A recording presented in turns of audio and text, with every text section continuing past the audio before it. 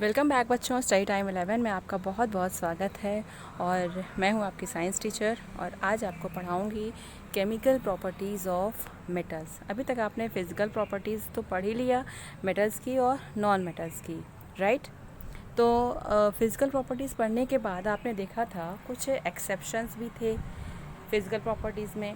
We have seen that we can classify elements as metals or non-metals based upon their physical properties, but some exceptions are there. Hence, chemical properties of an element decide that whether it is a metal or non-metal. Physical properties पढ़ने के बाद आप लोगों ने जाना कि इसमें बहुत सारी प्रॉपर्टीज़ के साथ साथ उसमें कुछ एक्सेप्शंस भी हैं।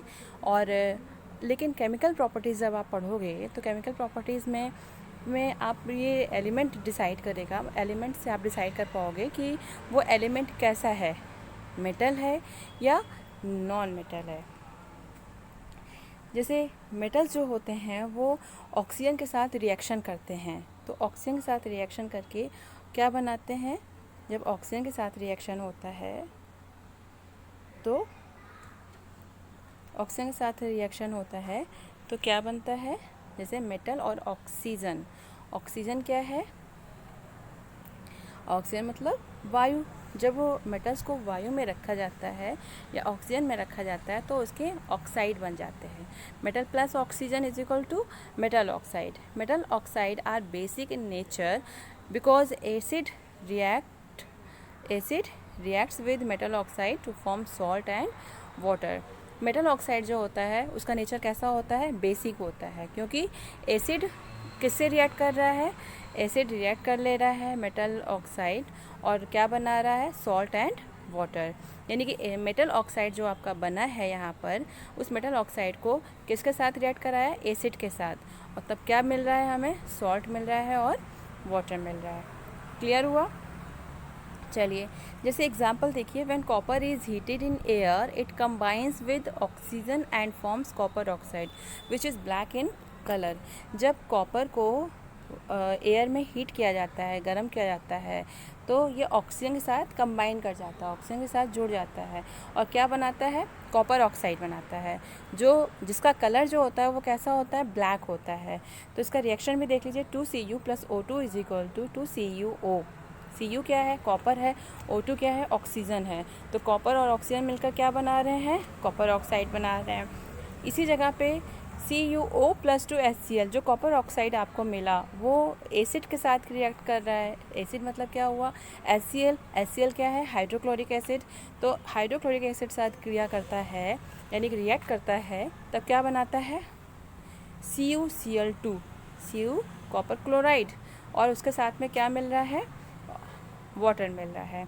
Hence copper oxide is basic oxide. Copper oxide क्या है, जबकि यहाँ पर बेसिक ऑक्साइड है।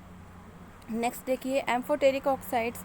एम्फोटेरिक ऑक्साइड्स क्या होते हैं, some metallic oxides are called amphoteric oxides. जितने भी अभी तक आप अपने ऑक्साइड इधर देखा वो मेटेलिक ऑक्साइड्स थे, तो मेटेलिक ऑक्साइड जो होते हैं उनको हम क्या कहते हैं, एम्फोटेरिक ऑक्साइड भी कहते हैं। क्यों कहते हैं, क्योंकि they show both acidic as well as basic behaviour, क्योंकि उनका नेचर जो होता है वो एसिडिक भी होता है और बेसिक भी होता है, दोनों तरफ से ये बिहेव करते हैं।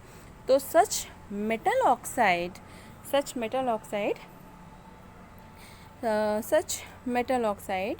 react with both acid as well as base to produce salt and water. Amphoteric oxide समझ में आ गया। एम्फोटेरिक ऑक्साइड वो होते हैं जो मतलब वो मेटालिक ऑक्साइड जो दोनों ही नेचर शो करें, एसिडिक और बेसिक नेचर शो करें, तो उनको हम कहते हैं एम्फोटेरिक ऑक्साइड। और इस तरीके के जो मेटल होते हैं वो क्या करते हैं, एसिड के साथ भी रिएक्ट कर सकते हैं और बेस के साथ भी रिएक्ट कर सकते हैं। दोनों के साथ रिएक्ट करके क्या बनाएंगे, सॉल्ट और वाटर बनाएंगे। जैसे एग्जांपल देख लीजिए, एल्यूमिनियम ऑक्साइड, जिंक ऑक्साइड, ये सब क्या है, एम्फोटेरिक ऑक्साइड हैं। ठीक, एल्यूमिनियम ऑक्साइड और जिंक ऑक्साइड। अब देखिए एल्यूमिनियम ऑक्साइड देखिए ये एसिड के साथ रिएक्ट कर रहा है और एल्यूमिनियम ऑक्साइड जो है वो बेस के साथ भी रिएक्ट कर रहा है। मैंने आपको पहले ही बताया था एसिड के साथ भी रिएक्ट करेगा और बेस के साथ भी रिएक्ट करेगा। तो जब एसिड और बेस के साथ रिएक्ट कर रहा है तो दोनों ही फॉर्म में क्या बना रहा है, वाटर बना रहा है। ठीक, क्लियर हुआ।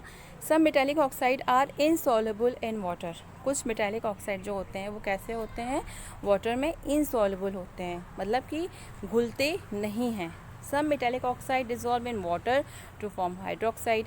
अब देखिए यहाँ पे दो चीज़ें आ रही हैं, कुछ मेटालिक ऑक्साइड होते हैं जो वाटर में इनसॉल्युबल होते हैं और कुछ मेटालिक ऑक्साइड होते हैं जो वाटर में सॉल्युबल होते हैं। जो वाटर में सॉल्युबल होते हैं वो क्या बनाते हैं, हाइड्रोक्साइड बनाते हैं। वाटर में सॉल्युबल यानी कि वाटर में डिज़ोल्व हो जाते हैं, वाटर में डिज़ोल्व होने के बाद ये क्या बनाएंगे, हाइड्रोक्साइड बनाएंगे। These hydroxide are known as alkali. इनको हम क्या कहेंगे, एल्कली कहेंगे। ठीक, sodium oxide and potassium oxide, ये एग्जाम्पल्स हैं। सोडियम ऑक्साइड और potassium oxide dissolve in water to produce alkali as follows. जैसे ये है सोडियम ऑक्साइड और पोटेशियम ऑक्साइड। सोडियम ऑक्साइड और पोटेशियम ऑक्साइड आपको दिख रहा है ना, ये सोडियम ऑक्साइड हो गया, ये पोटेशियम ऑक्साइड हो गया।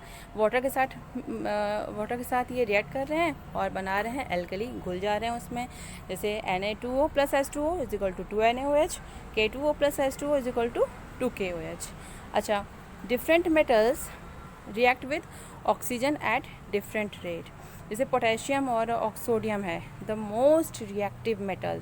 पोटेशियम और सोडियम को हम सबसे ज़्यादा रिएक्टिव, जो सबसे तेज़ी से रिएक्ट करता है, इसलिए इनको कहा जाता है most reactive metals. They react with oxygen so vigorously that they catch fire if kept in the open. अगर इसको हम हवा में रख दें थोड़ी देर के लिए तो बहुत तेज़ी से आग पकड़ता है। सोडियम और potassium react with oxygen in air. This is reason the as to why they are kept immersed in kerosene oil. इसीलिए इसको जो है केरोसिन ऑयल में डालकर रखा जाता है। An ordinary temperature the